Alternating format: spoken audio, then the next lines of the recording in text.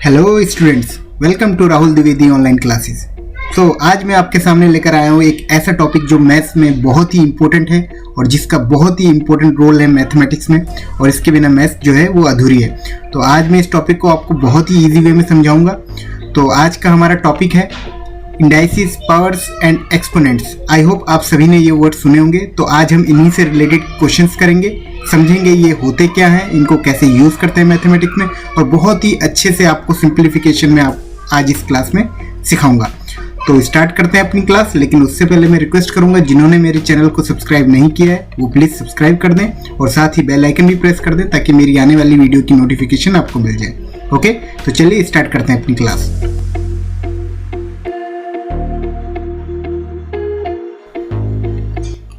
तो हमारा टॉपिक है इंडाइसिस।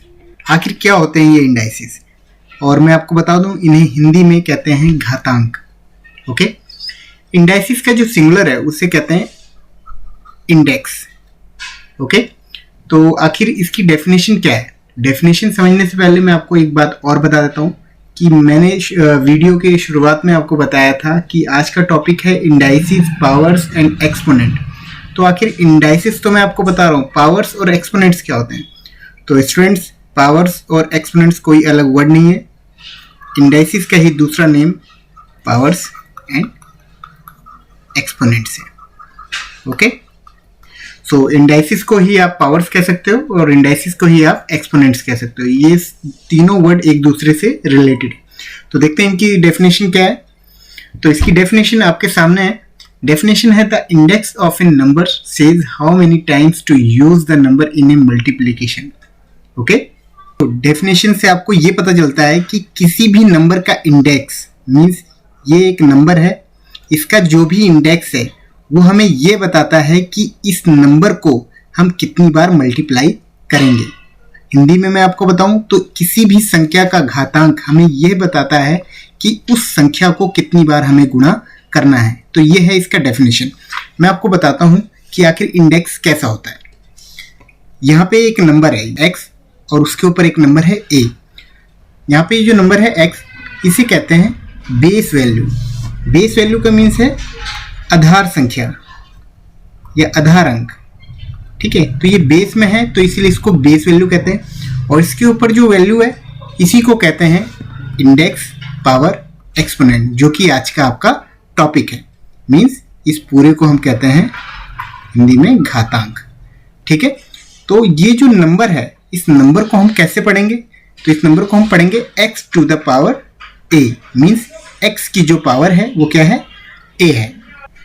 मैं एक बार फिर से आपको बता देता हूँ कि ये जो नीचे वैल्यू होती है इसे कहते हैं बेस वैल्यू, और जो इसके ऊपर पावर होती है उसे कहते हैं इंडेक्स, पावर या एक्सपोनेंट। ओके, तो ये बहुत ही ईजी कंसेप्ट है।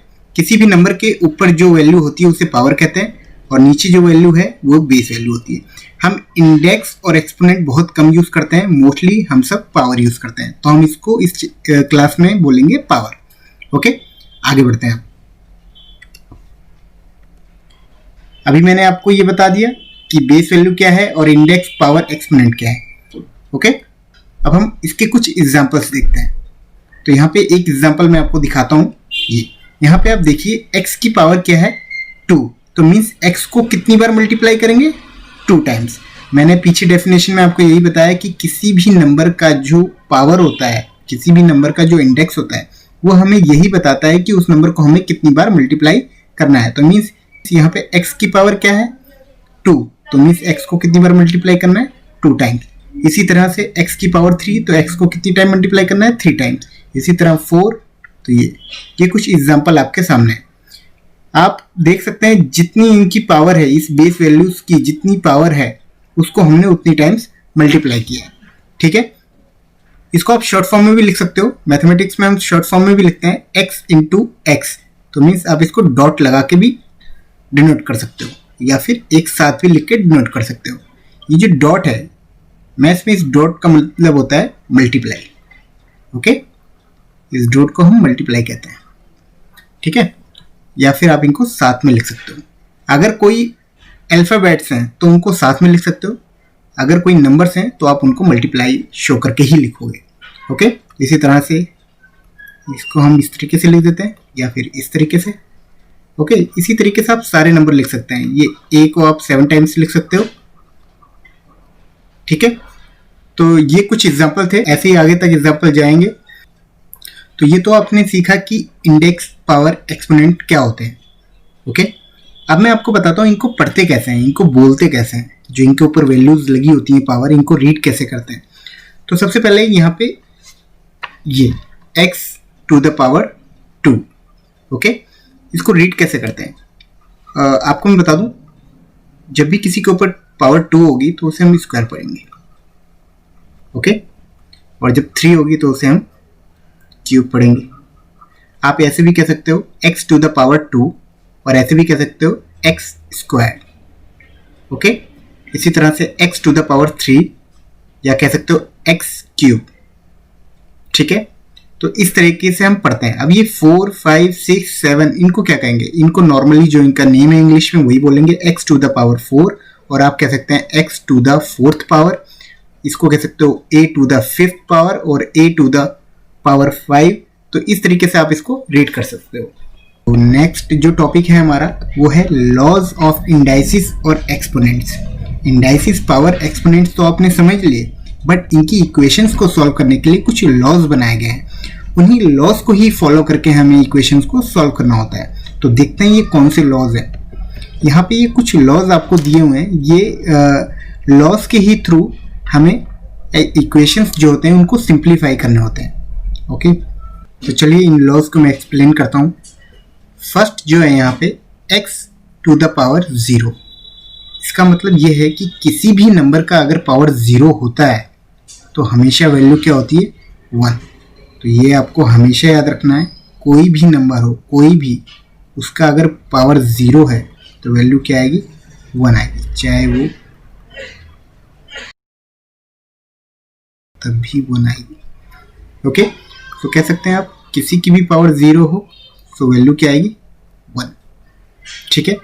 तो नेक्स्ट है हमारा x to the power 1 equal to x, means अगर किसी भी वैल्यू की पावर 1 है तो वही वैल्यू आती है, ओके। और साथ ही आप ये भी याद रखना, अगर किसी भी नंबर के ऊपर कोई पावर नहीं है तो हमेशा वहाँ पे क्या होता है, 1, ठीक है। नेक्स्ट है हमारा x to the power a, x to the power b, means x into x। यहाँ पे ये बताया जा रहा है बेस नंबर सेम है अगर मल्टीप्लाई में, और उनकी पावर अलग अलग है, तो जो इक्वेशन बनती है वो है बेस वैल्यू एक बार लिखते हैं और उनकी पावर को आपस में ऐड कर देते हैं, ठीक है। अगर बेस वैल्यू सेम है और वो मल्टीप्लाई में है और उनकी अलग अलग पावर है तो हम बेस वैल्यू को एक ही बार लिखते हैं और उनकी पावर को आपस में ऐड कर देते हैं, ठीक है। तो बढ़ते हैं अपनी नेक्स्ट लो पे। हमारा जो नेक्स्ट है वो है X Y to the power a equal to X A Y A. यहाँ पे इसका मतलब ये है, मैं आपको पहले बता देता हूँ कि पीछे मैंने आपको बताया कि जहाँ पे कोई साइन नहीं है वहाँ पे मल्टीप्लाई होता है अल्फ़ाबेट्स में, ओके। तो यहाँ पे ये कौन सा साइन है, मल्टीप्लाई का, ठीक है। तो ये कुछ इस तरह से इक्वेशन दिया हुआ है। तो यहाँ पे एक्स वाई मतलब x multiply Y bracket to the power a।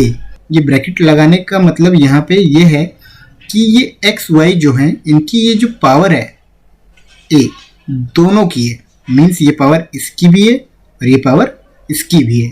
तो इसीलिए आप इसको जब सॉल्व करेंगे तो कैसे लिखेंगे, x to the power a into Y to the power a, means ये पावर दोनों की है। तो दोनों नंबर को उतने टाइम्स मल्टीप्लाई करके आपस में मल्टीप्लाई करना है, ठीक है। तो ऐसे यहाँ पे कुछ और लॉज दिए हुए हैं, आप इनको समझ सकते हैं। आप मेरे नोट्स डाउनलोड कर सकते हैं, डिस्क्रिप्शन बॉक्स में लिंक दिया है, वहाँ से नोट्स डाउनलोड करना। वहाँ पे मैंने ये लॉज समझाए हुए हैं और इनसे रिलेटेड कुछ क्वेश्चंस दिए हैं। आप उन क्वेश्चंस को सॉल्व करना। अगर उनमें से किसी में भी कोई डाउट है तो प्लीज़ मुझे कमेंट बॉक्स में बताना, मैं नेक्स्ट वीडियो में उसका सॉल्यूशन आपको दूंगा। अभी मैं आपको यहाँ पे एक लॉ बताने जा रहा हूँ जो कि काफ़ी इंपॉर्टेंट है। अगर किसी भी वैल्यू की पावर नेगेटिव है तो हमेशा हम उसको इस वे में लिखते हैं तो उसकी पावर क्या होती है, पॉजिटिव। मैंने अपनी नंबर सिस्टम वाली वीडियो में आपको बताया था कि किसी भी नंबर के नीचे अगर कुछ नहीं होता तो वहाँ पे 1 होता है। ओके, अगर आपने वो वीडियो नहीं देखी है तो डिस्क्रिप्शन बॉक्स में उसका लिंक है, आप वहाँ से जाकर देख सकते हैं।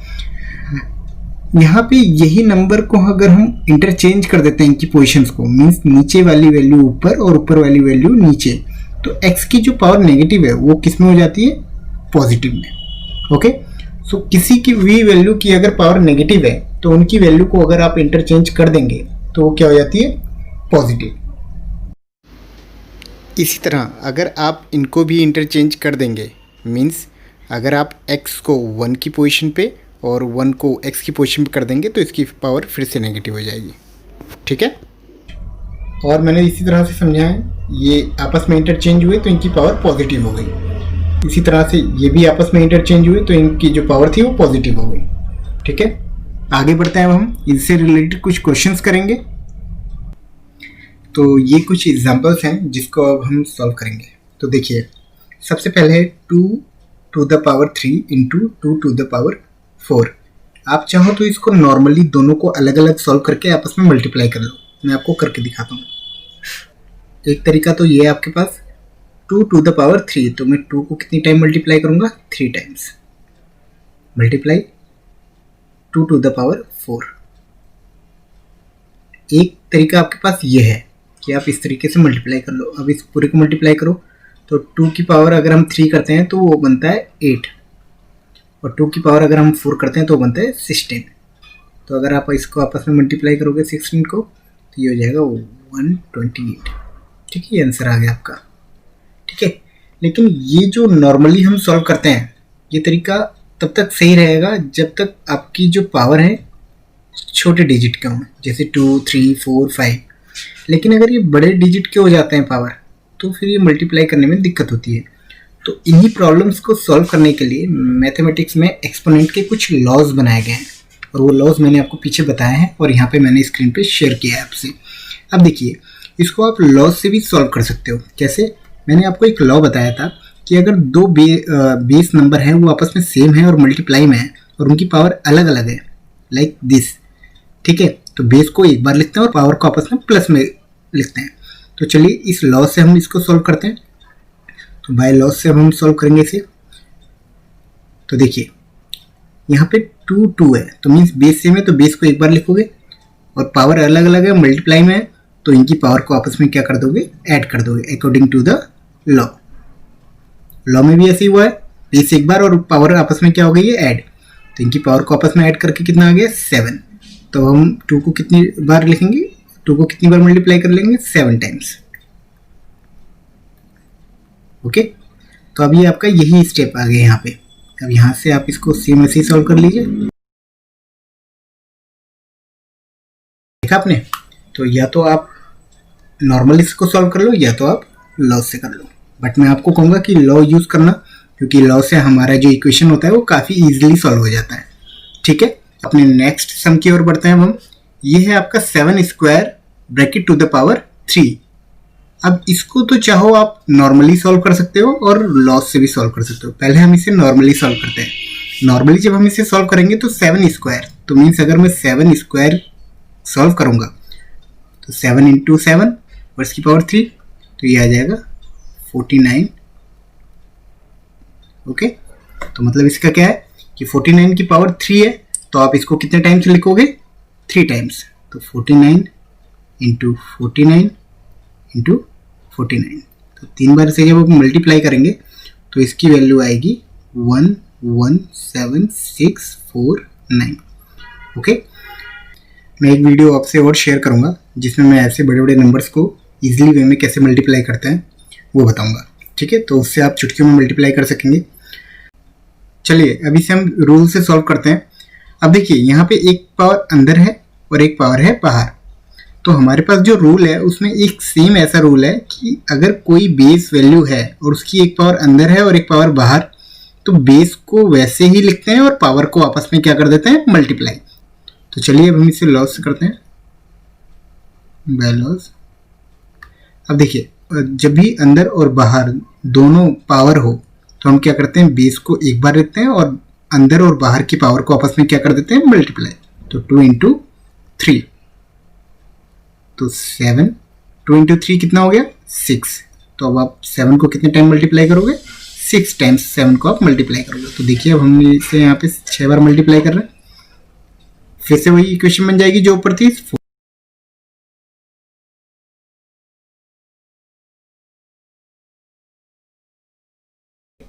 देखा आपने कैसे इसे सॉल्व किया। तो ऐसे ही अब हम आगे के जो 2 इक्वेशन है उनको भी सॉल्व कर लेंगे। तो अगला समय हमारा यहाँ पे देखिए 3 स्क्वायर ब्रैकेट पावर 3 इंटू 2 की पावर 6 और इसका होल ब्रैकेट इंटू 5 की पावर 6। अच्छा, तो मैंने आपको लास्ट वीडियो में बताया था बोर्ड मास रूल। तो जिन्होंने मेरी बोर्ड मास रूल की वीडियो नहीं देखी है वो देख सकते हैं, लिंक उसका डिस्क्रिप्शन में है। तो यहाँ पे हम बोर्ड मास रूल फॉलो करेंगे। ओके, तो बोर्ड मास रूल में आपने क्या सीखा था, सबसे पहले हमें क्या सॉल्व करना है, ब्रैकेट्स। तो याद रखना हमें यहाँ पे सबसे पहले सॉल्व करना है ब्रैकेट, और ब्रैकेट को सॉल्व करने के बाद हम इसको मल्टीप्लाई करेंगे किससे, 5 की पावर 6 से। तो चलिए इस इक्वेशन को हम सॉल्व करते हैं। तो देखिए यहाँ पे हम सबसे पहले सॉल्व करेंगे राउंड ब्रैकेट को। अभी मैंने आपको इस क्वेश्चन में बताया कि जब भी 2 पावर होते हैं ब्रैकेट के अंदर और ब्रैकेट के बाहर, तो हम क्या करते हैं, ब्रैकेट हटा के दोनों पावर को आपस में मल्टीप्लाई कर लेते हैं। तो चलिए इसको सॉल्व करते हैं। तो 3 को हम ऐसे लिखेंगे, 2 और 3 ब्रैकेट हटते ही आपस में किस में हो जाएंगे, मल्टीप्लाई में। उसके बाद मल्टीप्लाई 2 की पावर 6। तो ब्रैकेट के बाहर 5 की पावर 6। अब इसको हम आगे सॉल्व करते हैं। अब देखिए इसको सॉल्व करेंगे जब हम, तो 2 3 का कितना हो जाएगा 6 इंटू 2 की पावर 6। अभी भी करली ब्रैकेट नहीं सॉल्व हुआ तो इसे दोबारा ब्रैकेट के अंदर रखते हैं, मल्टीप्लाई बाहर 5 की पावर 6। तो देखिए जब भी आपके पास ऐसी कंडीशन आएगी कि बेस आपके अलग अलग हो, साइन मल्टीप्लाई का हो और पावर सेम हो, तो आपको क्या करना है, ये लॉ फॉलो करना है। देखिए यहाँ पे बेस अलग अलग है, साइन यहाँ पे कुछ नहीं है तो मल्टीप्लाई है, और पावर क्या है, सेम है। तो आपको क्या करना है, बेस को आपस में मल्टीप्लाई करना है और पावर को वैसे ही लिख देना है। तो क्या करेंगे हम, बेस को मल्टीप्लाई करेंगे 3 2 6 एंड पावर को एक बार लिख देंगे। ओके, जैसे ये सॉल्व होगा करली ब्रैकेट हट जाएगा, मल्टीप्लाई बाहर क्या है 5 की पावर 6। सेम वही कंडीशन, बेस अलग अलग, साइन मल्टीप्लाई, पावर सेम। तो हम क्या करेंगे, बेस को आपस में मल्टीप्लाई करेंगे, 6 5 जा कितना हो जाएगा 30 और पावर एक बार लिख देंगे। ओके, तो ये हो गया सिंप्लीफाई। यहाँ पे आप स्टॉप कर सकते हैं अपने क्वेश्चन को। तो नेक्स्ट समय हमारा 5 की पावर 21 डिवाइडेड बाय 5 की पावर 13 इंटू 5 की पावर 7। ओके, तो देखिए यहाँ पे ये 5 है, ये भी 5 है और साइन डिवाइड का है, मीन्स बेस दोनों के क्या है, सेम है। और पावर क्या है, एक का 21 है, एक का 13 है, मीन्स अलग अलग है। तो जब भी आपको ऐसी कंडीशन कहीं मिलेगी जहाँ पे बेस सेम हो, साइन डिवाइड का हो और पावर अलग अलग हो, तो उस टाइम आपको कौन सा लॉ फॉलो करना है, ये वाला। ये अगर फ्रैक्शन में लिखा है तो ये डिवाइड ही है। तो अगर आपके 2 नंबर हैं और दोनों का बेस सेम है और पावर अलग अलग है, तो आपको क्या करना है, बेस एक बार लिखना है और दोनों पावर को आपस में क्या कर देना है, माइनस। तो यही करेंगे हम, बेस को हम क्या करेंगे, एक बार लिखेंगे, पावर को हम आपस में क्या कर देंगे, माइनस। मल्टीप्लाई में क्या है 5 की पावर 7।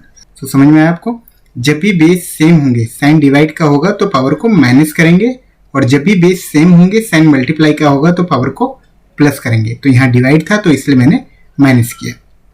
ओके, अब हम इन दोनों को माइनस करेंगे तो कितना आएगा, 21 में से 13 माइनस करेंगे तो कितना आएगा 8 मल्टीप्लाई 5 की पावर 7। तो देखिए यहाँ पे मैंने दूसरा कंडीशन बताया आपको, जब भी बेस सेम होंगे, साइन मल्टीप्लाई का होगा तो पावर को आपस में क्या करेंगे, ऐड करेंगे। तो अब हम इन दोनों पावर को आपस में क्या कर देंगे, ऐड कर देंगे। तो ऐड करके कितना आएगा, 8 + 7 15। तो ये आ गया आपका सिंप्लीफिकेशन। तो देखा आपने किस तरह से मैंने ये क्वेश्चन सॉल्व किए। तो आप हमेशा याद रखना, इस टाइप के इक्वेशंस को सॉल्व करने के लिए लॉज ऑफ एक्सपोनेंट जरूर फॉलो करना, क्योंकि उनसे जो हमारा ये सम है ये काफ़ी इजीली सॉल्व हो जाता है। ठीक है, आई होप आप सभी को समझ में आया होगा। और अभी भी किसी तरह का किसी को कोई क्वेरी, कोई भी प्रॉब्लम है तो प्लीज़ मुझे कमेंट बॉक्स में ज़रूर बताएं। और अगर आपको वीडियो अच्छी लगती है तो प्लीज़ इसे लाइक करें, शेयर करें, और साथ ही जिन्होंने मेरा चैनल नहीं सब्सक्राइब किया है वो सब्सक्राइब कर दें, ताकि मैं और वीडियोज़ आपसे शेयर कर सकूं। Okay, Rahul Dwivedi online classes में बस इतना ही। मिलते हैं अपनी नेक्स्ट वीडियो में, तब तक के लिए गुड बाय, टेक केयर।